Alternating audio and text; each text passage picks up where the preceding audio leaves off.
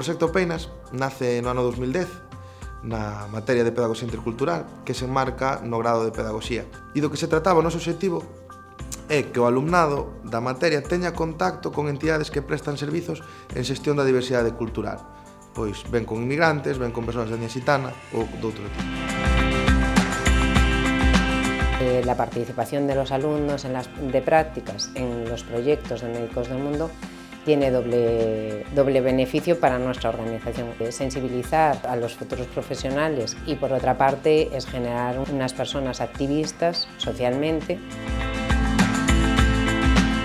O que fan primeiramente é contactar con cada unha das entidades que están repartidas por todo o territorio galego, van a preguntar que necesitan e que eles lle poden aportar a cada unha das entidades.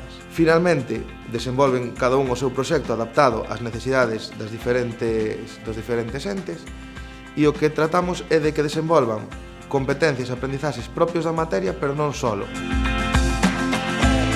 Eu fixen unha experiencia de aprendizaxe e servicio en Teranga, en Ourense. Era de integración de persoas, sobre todo africanas, tanto a nivel sociolaboral, social, comunitario, na cidade de Ourense, digamos. A diferencia das prácticas, para min foi un proceso que se fixo máis significativo en min, porque tiña que non só ir levando a cabo o servicio, sino que iba facendo actividades paralelas, tanto para formarme e poder leválo a cabo, como para vivir a experiencia desde dentro, para capacitarme.